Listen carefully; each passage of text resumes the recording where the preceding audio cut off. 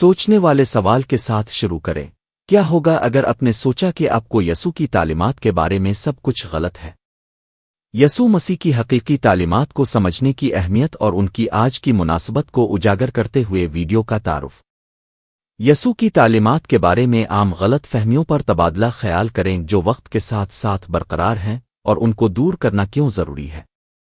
صحیفے اور تاریخی سیاق و سباق سے مثالیں استعمال کرتے ہوئے یسوع کی بنیادی تعلیمات جیسے محبت، ہمدردی، معافی اور سماجی انصاف کو دریافت کریں۔ ایک طاقتور بصیرت یسوع کی ایک کم معروف تعلیم پیش کریں جو روایتی عقائد کو چیلنج کرتی ہے اور گہرے غور و فکر کا اشارہ دیتی ہے۔ یسوع کے پیغام کو سمجھنے کی تبدیلی کی طاقت پر زور دیتے ہوئے زیر بحث کلیدی تعلیمات اور جدید زندگی پر ان کے اثرات کا خلاصہ کریں۔ ناظرین کی حوصلہ افزائی کریں کہ وہ تبصروں میں اپنے خیالات کا اشتراک کریں۔ مزید مواد کے لیے سبسکرائب کریں اور متعلقہ عنوانات پر ایک اور ویڈیو دیکھیں۔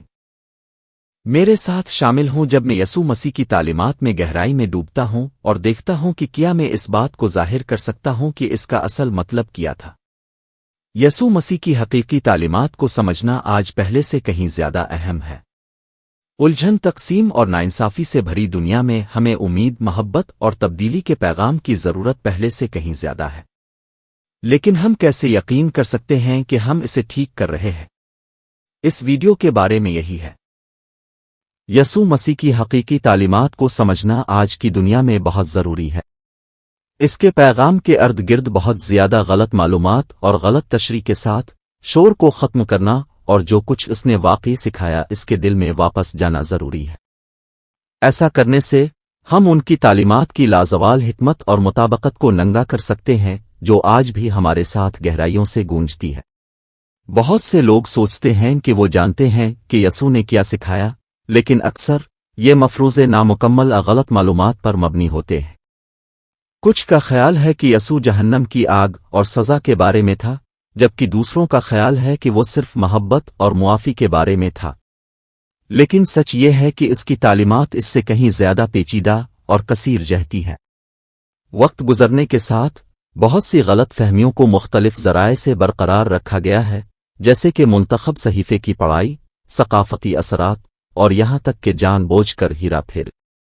یہ غلط فہمیاں نہ صرف یسوع کے پیغام کے بارے میں ہماری سمجھ کو خراب کرتی ہیں بلکہ اس کی تعلیمات کو بامانی انداز میں لاگو کرنے کی ہماری صلاحیت کو بھی روکتی ہے۔ ایک عام غلط فہمی یہ ہے کہ یسوع کا پیغام صرف رومیوں یا اپنے وقت کے یہودیوں کے لیے تھا، تاہم ان کی تعلیمات کا مقصد کبھی بھی کسی مخصوص ثقافتی یا جغرافیائی تناظر تک محدود نہیں تھا۔ اس کا پیغام آفاقی تھا اور اس کے اصولوں کا اطلاق کسی پر بھی کیا جا سکتا ہے، چاہے اس کا پس منظر یا شناخت کچھ بھی ہو۔ ایک اور غلط فہمی یہ ہے کہ یسوع بنیادی طور پر انفرادی نجات سے متعلق تھا۔ اگرچہ نجات یقینی طور پر اس کی تعلیمات کا ایک اہم پہلو ہے، لیکن یہ واحد چیز نہیں ہے جس پر اس نے زور دیا تھا۔ یسوع کے پیغام نے کمیونٹی، سماجی انصاف اور مجموعی طور پر معاشرے کی تبدیلی پر بھی سخت زور دیا۔ صحیفوں کا قریب سے جائزہ لینے سے پتہ چلتا ہے کہ یسوع کی تعلیمات اکثر اشتعال انگیز اور چیلنج کرنے والی تھیں، حتیٰ کہ اس کے اپنے شاگردوں کے لیے بھی۔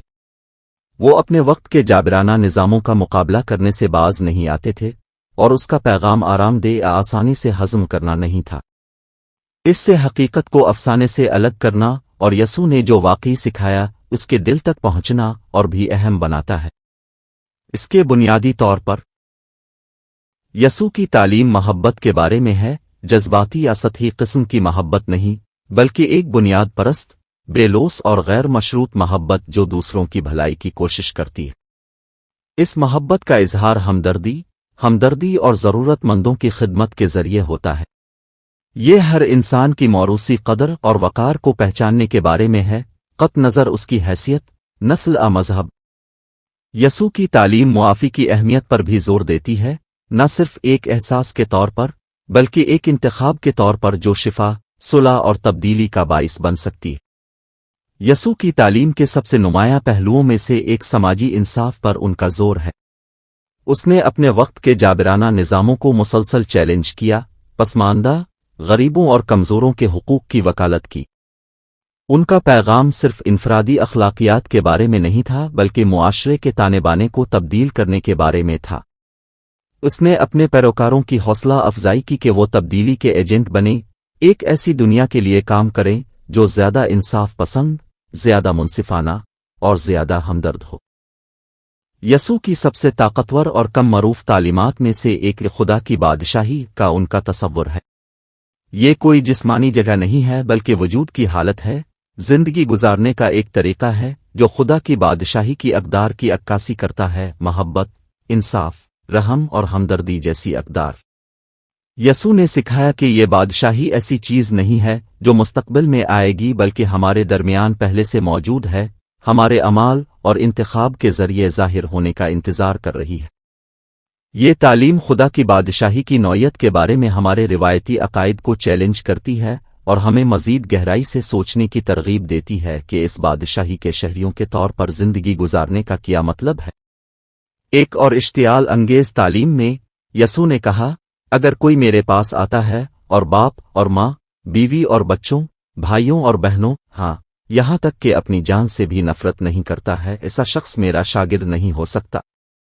اس تعلیم کو اکثر دوسروں کے تئیں نفرت اور منفیت کو فروغ دینے کے طور پر غلط سمجھا جاتا ہے۔ تاہم یسوع کے پیغام کے تناظر میں یہ تسلیم کرنے کے بارے میں ہے کہ ہماری حتمی وفاداری خدا سے ہے اور دوسروں کے ساتھ ہمارے تعلقات کو اس بنیادی بیت کے ذریعے فلٹر کیا جانا چاہیے۔ یہ تعلیم ہمیں چیلنج کرتی ہے کہ ہم اپنی ترجیحات اور وفاداریوں پر نظر ثانی کریں اور اس بات پر غور کریں کہ یسوع کے پیروکار ہونے کا حقیقی معنی کیا ہے۔ یسوع کی تعلیمات کا مقصد محض فکری مشقیں یا نظریاتی بحث نہیں ہے، وہ ہماری روزمرہ کی زندگیوں، ہمارے رشتوں اور ہماری برادریوں میں زندہ رہنے کے لیے ہے۔ جو کچھ یسوع نے واقعی سکھایا، اسے سمجھنے سے ہم ایک گہری تبدیلی کا تجربہ کر سکتے ہیں جو ہماری زندگی کے ہر پہلو کو متاثر کرتی ہے۔ ہم تبدیلی کے ایجنٹ بن سکتے ہیں، ایک ایسی دنیا کے لیے کام کر سکتے ہیں جو محبت، انصاف اور ہمدردی کی اقدار کی عکاسی کرے۔ ہم میں سے بہت سے لوگ اپنے ذہنوں میں یسوع کی ایک خاص تصویر کے ساتھ بڑے ہوئے ہیں جو اکثر دقیانوسی تصورات، غلط معلومات اور ثقافتی روایات پر مبنی ہوتے ہیں۔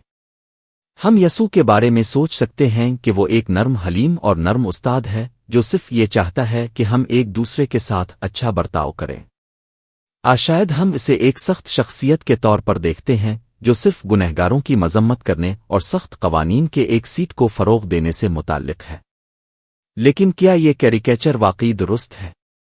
بدقسمتی سے وہ اکثر یسوع کی تعلیمات کے نامکمل مسخ شدہ نظریہ پر مبنی ہوتے ہیں۔ ایک عام غلط فہمی یہ ہے کہ یسوع ایک نیا مذہب شروع کرنے کے لیے آیا تھا جو اس کے اپنے اصولوں اور رسومات کے ساتھ مکمل تھا۔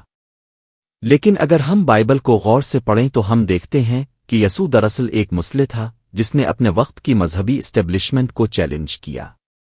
وہ ایک نیا مذہب بنانے میں دلچسپی نہیں رکھتا تھا لیکن لوگوں کو خدا کے ساتھ ایک گہرے، زیادہ مستند تعلق کی طرف واپس لانے میں۔